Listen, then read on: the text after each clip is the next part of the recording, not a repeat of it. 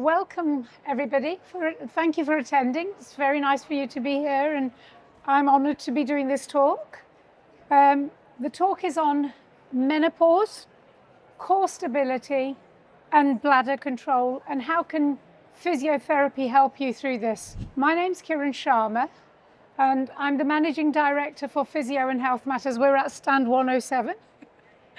And I qualified as a physiotherapist in 1997 from Coventry University, and I have had a wonderful time in this profession up to now. I've been doing it 29 years and I've learned huge amounts, but as life progresses you on, it's only as I personally have gone through the menopause, it has triggered a real desire to understand. Because before that, I was really not interested in this area, to be honest. And so looking at how my experiences have affected me and how can I help me has spurred me on to try and see how I can help other women as well. And the other key passion I have is clinical biomechanics. Why does the human body fail?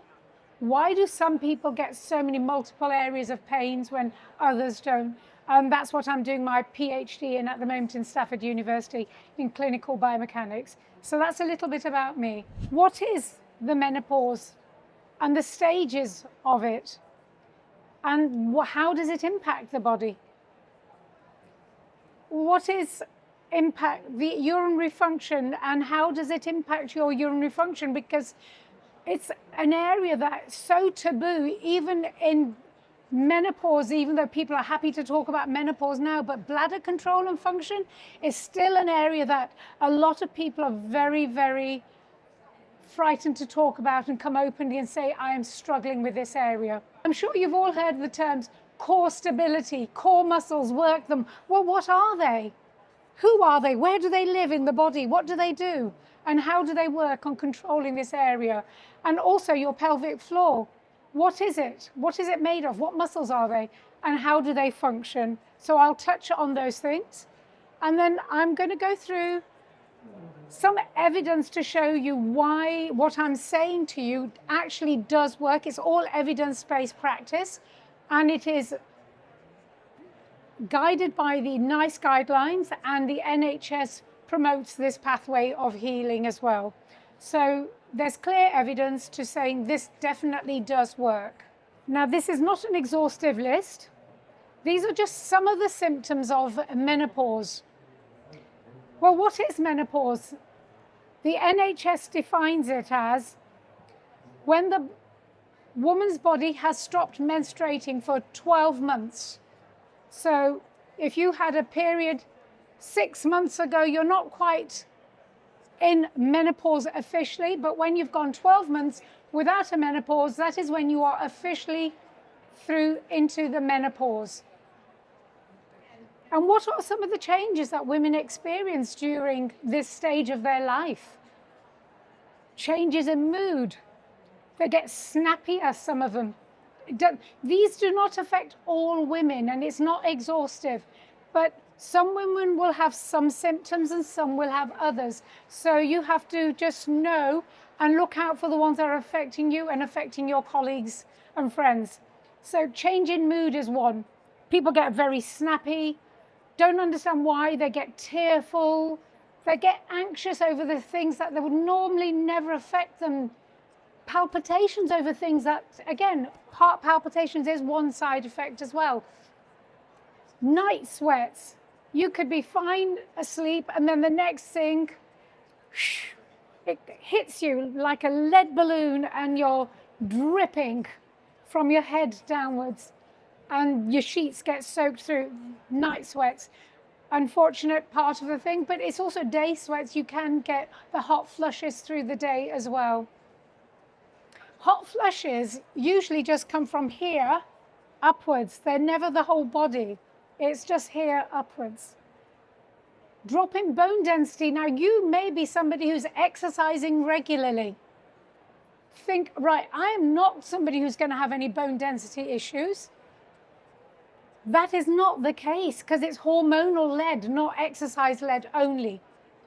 I was a keen runner. I was running 10, 15K on the weekends, and on the weekdays, every day, 5 to 7K in the morning before I'd start work. And even then, just by sheer fluke, I came to realize I was osteoporotic. How on earth did that happen?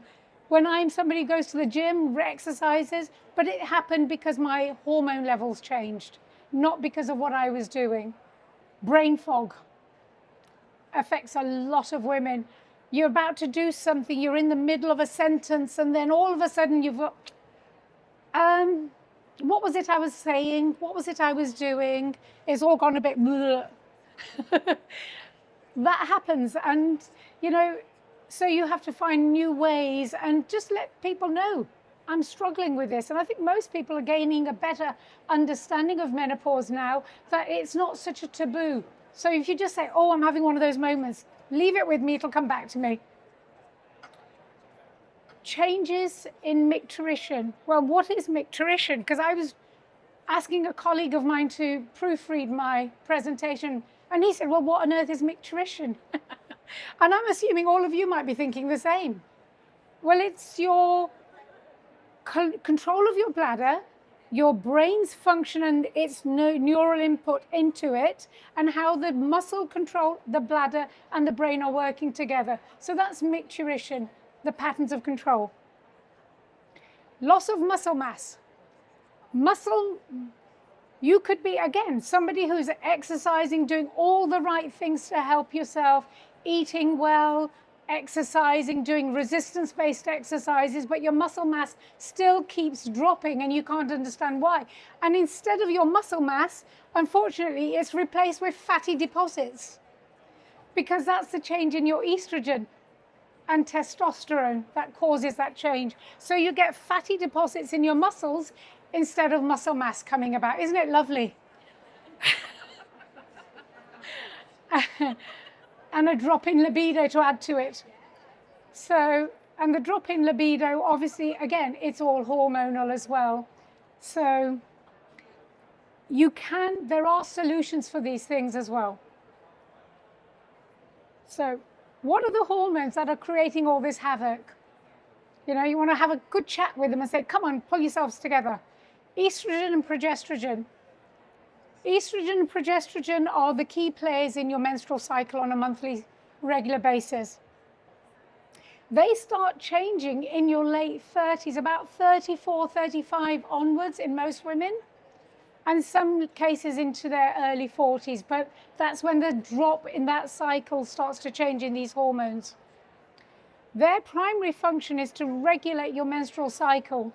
So you have your monthly ovulation and you have your periods. The luteinizing hormone, otherwise abbreviated as LH, and follicle stimulating hormone, FSH. If you are somebody who is not sure if you are perimenopausal, you're getting some sweats, you're getting some brain fog, you're getting some changes, but you're still getting a monthly cycle, you can go to your GP and request a blood test to see if there's any changes. And what you will find the change will be that these hormones start to rise because your estrogen and progesterone are taking a bit of a dive. And they're triggered by your pituitary gland in your brain. They trigger the ovulation process, your monthly cycle. Testosterone, the driver of your libido, your hair on your head, which starts to fall out for a lot of women, unfortunately. Collagen storage. Also, your energy, your mood, your muscle mass, fat deposits, where they're going, weight gain. And that's why a lot of people say, well, I could think about losing weight and I would drop it. Now, I think about it, I do it, and it's still not leaving me. And that's just purely because the testosterone changes that have taken place. You can request testosterone through your GP if your testosterone levels are low. So that is something you can get. And bone mass reduction. So that's where the bone density starts to drop because of testosterone. Well, what are the stages of menopause? There's 3 stages. It's defined in perimenopause, menopause, and post-menopause. Perimenopause happens from your mid-30s on to your kind of late 40s, early 50s when you go into menopause. So perimenopause is when you'll start seeing the creeping signs of getting up in the night to go for a wee, eating and you're storing fat more than you would normally with the same meals that you ate before, going to the gym and you struggle to find muscle tone happening. These changes start happening at that stage, and that's the indication that actually your hormones are starting to change in your body. Menopause, as I said, is the defining point at which 12 months of no periods, that's when you're officially menopausal. Post-menopause is the rest of your life thereafter. Now, the symptoms that a woman goes through during perimenopause and menopause can affect a woman through their life, but it's very rare. It usually goes on, the research says 7 to 8 years, but some research is saying from 7 to 15 years, those symptoms can carry on. The sweats and all those other changes, the brain fog, but those things do normalize again further down the line. Well, what are the most common urinary symptoms during menopause? There's a few things that start to change. You get stress urinary incontinence. So you're going for a walk and you're walking a little faster and you might feel, oh, a little bit leakage has taken place. That's stress incontinence. You're exercising, you cough or you sneeze and you have a bit of a leak. And again, those are all the things that will tell you that you're suffering with some stress urinary incontinence. Urinary urgency. So you get the message that you want to go for a wee, and normally you could hold it for an hour, 2 hours until you get to the nearest toilet. Then in this stage, you get, no, you know what? I've got the urge. I need to go. I need to find a toilet and I need to go now. And that you would be diagnosed as having urinary urgency if you're going and passing urine or getting the urge to want to go and go to the toilet at least 8 times or more in a day. Nocturia. Nocturia is when you get up in the night and you've got to go and empty your bladder once, twice, thrice, whatever it might be. Changing sexual function. So that is where women sometimes, unfortunately, will not engage with their partner because they feel they are worried that they may wet themselves, and they're just embarrassed and they don't want to share that with their partner. So that will affect you in your relationship as well. And in the worst case scenarios, you get pelvic organ collapse. And that's where you have, the only way I would tell you how it feels, so if you know, if you're experiencing it, it feels when you're walking, you feel like there's something between your legs which should not be there. And it's a heavy bearing down sensation. That is when you know you've got a vaginal prolapse. And in some cases, some women will get rectal prolapse as well, unfortunately. Now, historically, when I did my training, everybody would go in for taping. And I'm sure some of you ladies might have heard all the cases that took place in the courts where the taping caused deep scarring and more incontinence issues for these women. So they don't tend to recommend that anymore as a primary. It is your first route to correcting these is physiotherapy now. So pelvic floor dysfunction is the most common midlife problem, which is underdiagnosed, and it's underdiagnosed because women don't want to talk about it. So how does it affect your quality of life? Well, you reduce your physical activity. You're too frightened to move too fast because you think, oh, I'm going to wet myself.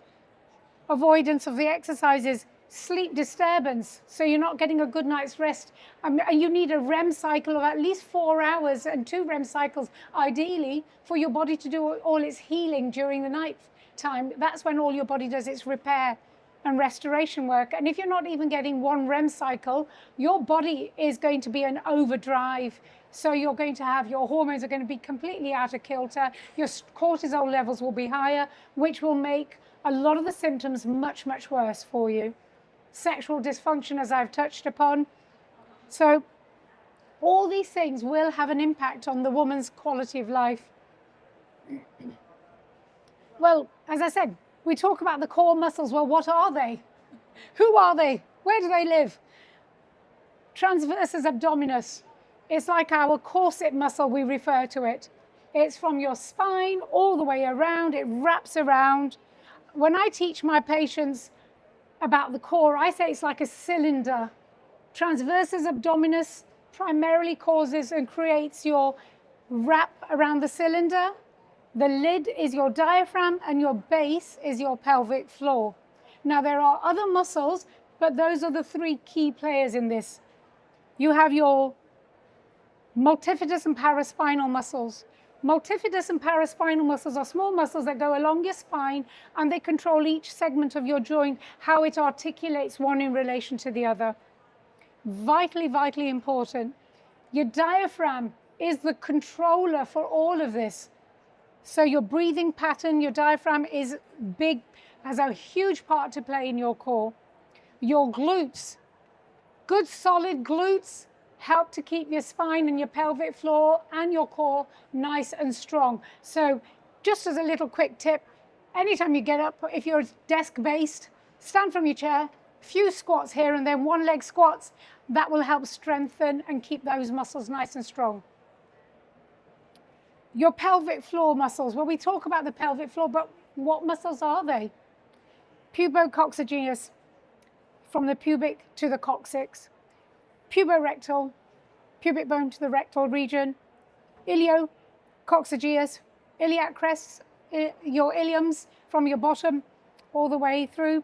And the muscle that wraps all of them together and is a key player in this, in your pelvic floor, is your levator ani, which wraps all of them in.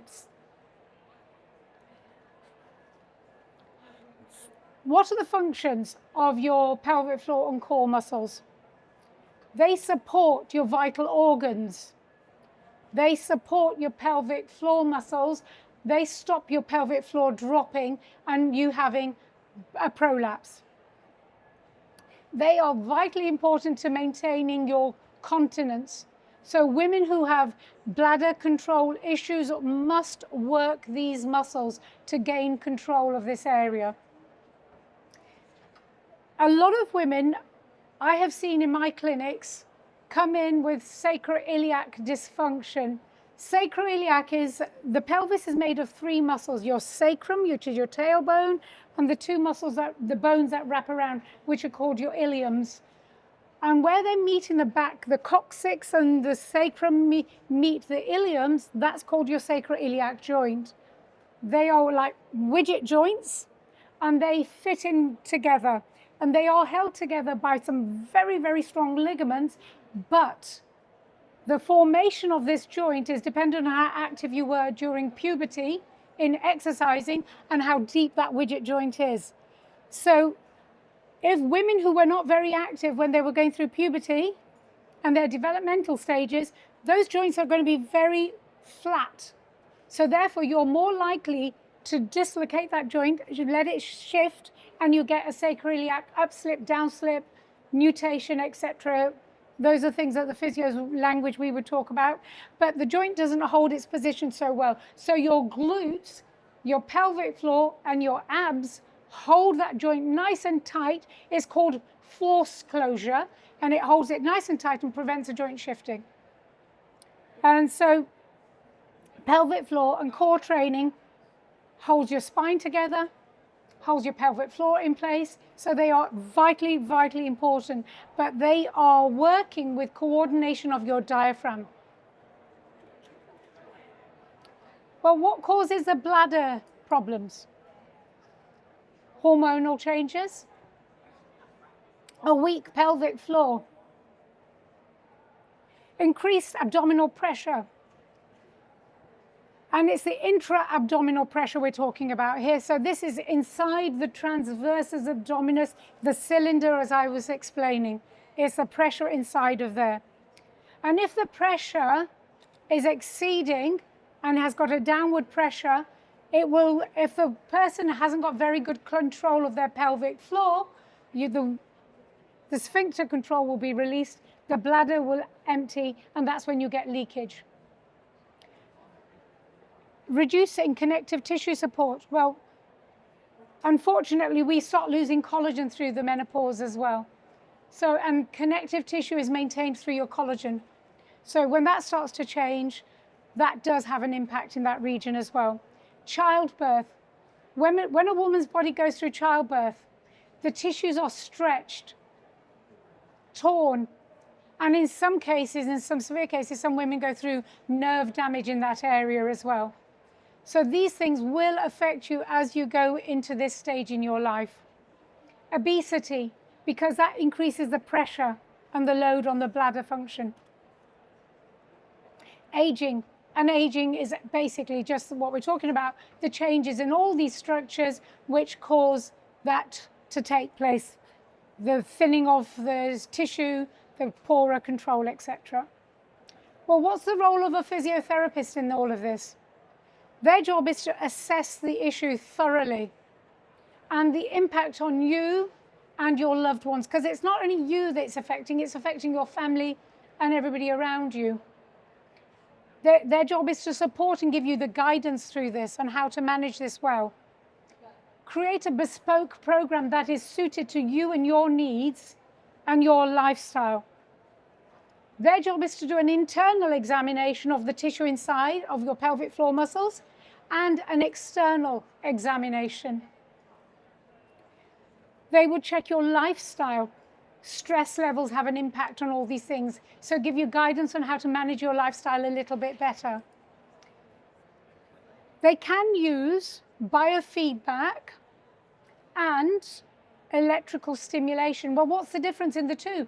Biofeedback is the physio would put pads on your muscles, the key muscles that they want to monitor, and that biofeedback will tell the physio when that muscle comes into play, because there's a sequence in which the nerve pathways should trigger the muscle control. And if that's not happening correctly, then we need to help train that pathway correctly. So the biofeedback will tell you and the physio which muscles are coming in which sequence are they working. And the electrical stimulation, they will give you a probe, they'll give you a machine, and they will program it, and that goes internally, and you do initially some static exercises with it in, and then you go into dynamic exercises with it to start strengthening the functional control of your internal pelvic floor muscle groups. And the electrical stimulation internally also stimulates, because of the vascularity change it creates, it brings more collagen to the area. So it stops the dryness, the vaginal itching, and all these things, and bladder leakage. And the physio should be your biggest cheerleader in this and help and support you. So what is the role of physiotherapy? Assessment of the issue, create a program for you, teach you to exercise correctly, monitor your progress, because that's vitally important, and progress as you need. And the interventions and the ways that this would be done is pelvic floor muscle training. There will be specific programs that would be dependent on what your needs are, what they find. Core stability training program, and that's looking at your transversus abdominis, as I said, activation and how it activates and coordinates with your diaphragm and your pelvic floor. So it's getting the coordination between all these muscles happening correctly. Bladder training, so that you can learn to manage urge incontinence correctly. Help you keep a bladder diary, because that will give a lot of feedback to you and to the therapist on how your bladder's working and what are the messages that are going through to create some of the problems. Lifestyle. As I said, what you eat, what you drink has an impact. So if you're a very caffeine-dependent individual, that's going to affect you, because it's that constant stimulus going through the bladder. And they will look at your bowel health as well, because your bowel function will also impact this region as well. And they will help you to get that functional control between your intra-abdominal pressure control, your diaphragm, your pelvic floor, and how the timing between all these things starts to take place. So these are just some of the exercises Now, most people, when you speak to them about bladder control, they say, oh, Kegel, I've done Kegels. Kegels is one very small part. Why? Because it's only addressing the pelvic floor. It's not addressing anything else. It's not looking at the timing and your core activation. So Kegels would be one part. You would then be progressed to coordinated functional exercises using your diaphragm, learning how to get the breathing rhythm correct with the pelvic floor muscle control, and how to use your transversus abdominis correctly. You would then, once you've learned how to do those things statically, then you'll be progressed to dynamic exercises, such as a glute bridge, which is getting your glutes activating, your pelvic floor, your transabs engaging, and the feedback through your posterior sling mechanism. It's just the nerve pathways that control how the timing between the muscles is working. Dead bug is another exercise which forces your core to activate, and through that, your pelvic floor. These are only some. There's a huge range that can be done, and all of these exercises have multiple layers within them as well. Well, what's the evidence that this works? There's recent studies, systematic and meta-analysis found pelvic floor muscle training significantly reduced urinary incontinence and symptoms of menopausal in menopausal women. It helps with prolapse, urogenital issues with bladder control. Doing the exercises found that most women make a full recovery within 12 weeks with physiotherapy, which is amazing, because you can be somebody then thinking you're going to have to wear pads and all these other things. No, you don't. 12 weeks of rehab, solid rehab, can make a difference. They did some controlled trials. 92% of the women who were given the programs to do showed significant improvements versus the control group who were managed the normal way with pads, get on with it kind of thing. And this supports physiotherapy as the most important first route into managing this issue. NHS and NICE guidelines, they suggest supervised exercise pelvic floor muscle training for 12 weeks, just as the research has shown. And they will be the first line of treatment for stress and urge and mixed urinary incontinence. They are recommending them for strengthening and endurance and functional control of this region.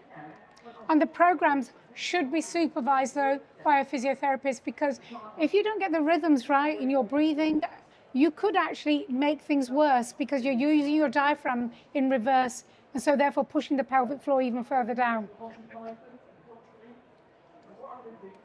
And that's it. Thank you very much. Does anybody have any questions? One of the things that you mentioned there was that symptoms post-menopause and menopause. Is that the same for surgical menopause as well? So if the timeline to get from menopause then into post-menopause the same? Very valid question. So is the timeline the same if you've gone through the menopause through a surgical means rather than a hormonal natural change? It is exactly the same. The minute they remove the ovaries, you have officially been pushed into menopause, and therefore the symptoms of the pathway will be exactly the same. Has anybody else got any questions? What would you suggest that organizations do to support women who are going through this transition? Yeah, good. So the question was, what should organizations do to support the women as they're going through this change and in this phase? Be a listening ear first and foremost, be very supportive, understand, take them in a quiet place, listen to them, let them offload, give them a really safe space to do that in. And then if you have physiotherapy in-house, get them involved. Okay, if not, if you have health programs that you're providing, insurances or whatever, guide them towards that direction. If not, then guide them that they really need to go this route to try and get some resolution to their problems. Anybody else? Sorry, I haven't got a mobile mic, you see. So question was, a lot of women have UTIs during this phase as well. And would this work, or do you need to use the estrogen-based creams? Both. Both. Because what this does, it increases the blood flow to the region. The blood flow to the region helps with faster recovery, and also it's the collagen production in that region which controls a lot of these issues. So that will help you with that. The estrogen creams give you that external support into that area as well. Question was, GPs don't prescribe testosterone. They do, but you have to go in with very low libido is your main one. And if you've got them bone density issues as well. And also, if you are fortunate enough to be able to afford, you can go and see a private menopausal clinic, doctor, specialist. And if they then have done your bloods, your GP, you can request bloods through your GP. And the GP has to allow you to have the bloods for your testosterone levels. Now, if your testosterone is coming up as 0 or along that line, very low, the GP will then, if you keep insisting on low libido, will prescribe. Otherwise, the only other way they will do it, go and see a menopausal specialist doctor, get testosterone prescribed. You have to have 3 private prescriptions before then the shared care agreement will kick in, and then your GP will continue to prescribe. Sorry, you mentioned collagen a couple of times, and I know that there's quite an increase around red light therapy and near red light therapy. Would that go hand in hand with this? Yes. So talking about red light therapy for collagen production, yes. Now, you can get vibrators which do red light therapy as a treatment modality. Okay? And so you use it as a modality of treatment every day, 10, 15 minutes, and it does the red light therapy, so it's increasing collagen, vascularity to the region, and that helps. There are a few out there, so you can find them. Anybody else? No? Thank you very much then, if that's all the questions. Thank you.